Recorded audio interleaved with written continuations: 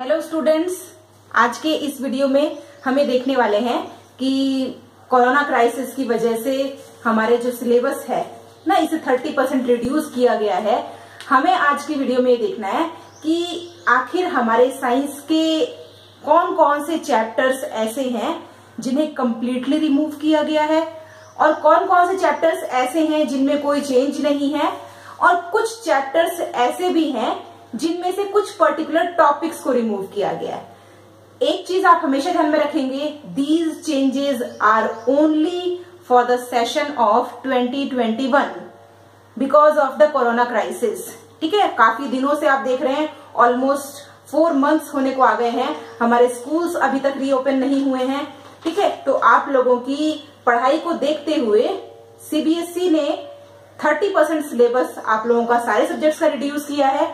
उसमें से साइंस के जो चैप्टर्स रिड्यूस किए हैं और कुछ टॉपिक्स जो यहाँ से रिड्यूस किए गए हैं, उन चैप्टर्स और टॉपिक्स के बारे में हम आज की वीडियो में डिस्कस करने वाले हैं। ठीक है, इन्हीं चैप्टर्स को आप लोगों को अपनी एनुअल एग्जाम्स के लिए पढ़ना है और बहुत अच्छे से तैयार करना है। ठीक है, तो हम देखते हैं कौन कौन से चैप्टर्स को रिड्यूस किया गया है।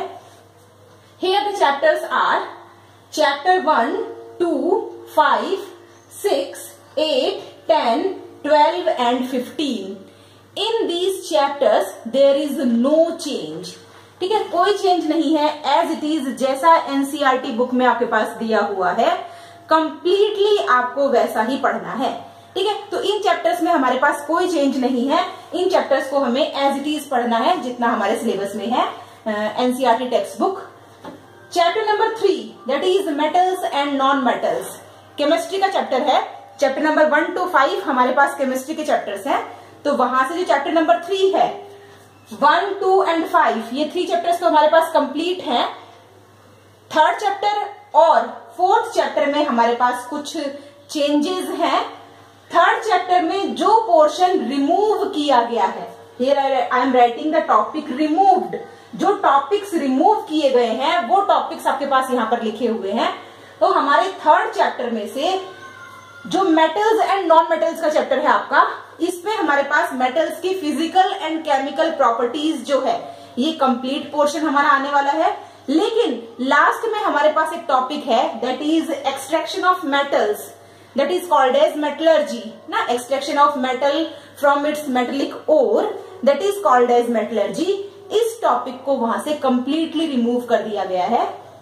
इसके साथ ही corrosion and prevention of corrosion, इस टॉपिक को भी कंप्लीटली रिमूव कर दिया गया है।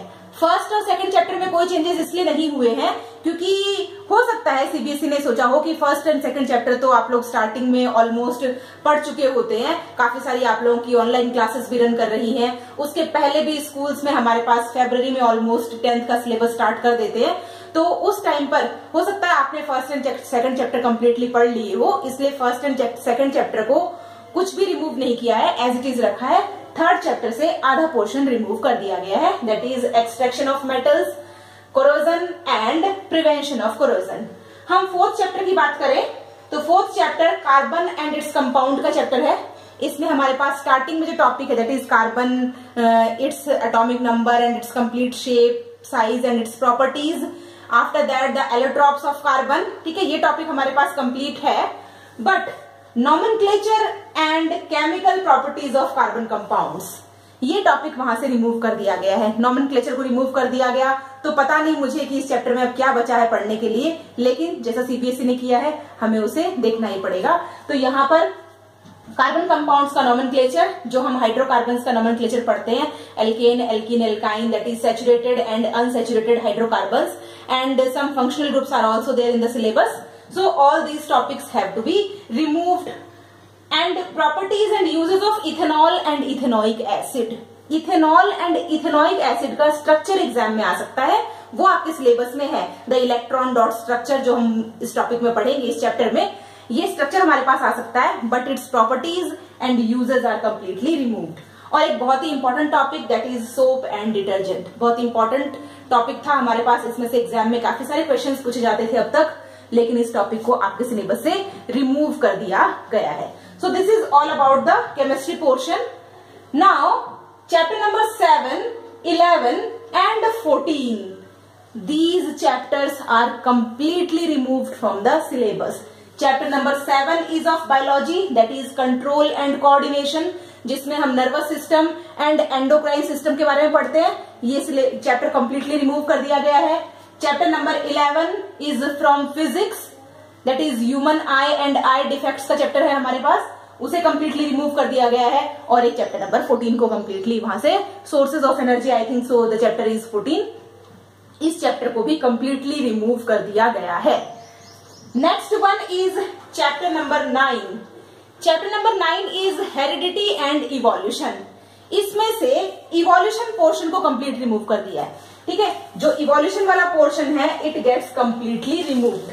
अब इस चैप्टर का नेम सिर्फ बचा है हमारे पास हेरिडिटी, जिसमें आप मेंडल के लॉज एंड जेनेटिक्स के बारे में, ठीक है, जेनेटिक्स जो जिसके ऊपर मेंडल के लॉज दिए गए हैं, sex determination in human beings, इस सब के बारे में हमें जेनेटिक्स में पढ़ना है. तो सिर्फ हेरिडिटी वाला एक टॉपिक वहां पर बचा है. Evolution is completely removed. It means 50% of the chapter is going to be removed.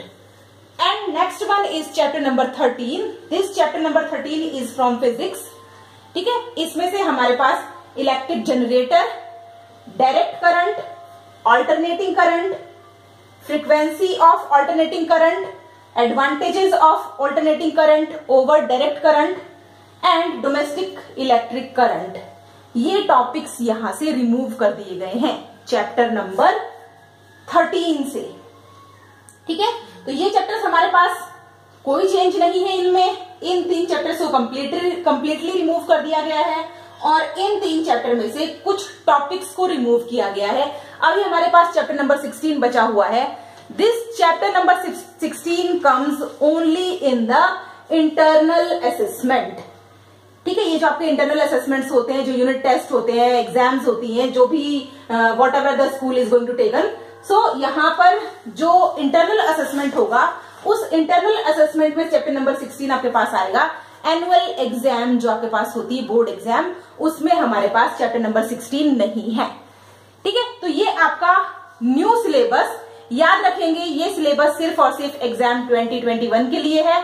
इसके अलावा आगे आने वाले एग्जाम्स में सीबीएसई क्या डिसाइड करता है इसके बारे में कुछ निश्चित नहीं है अभी तक.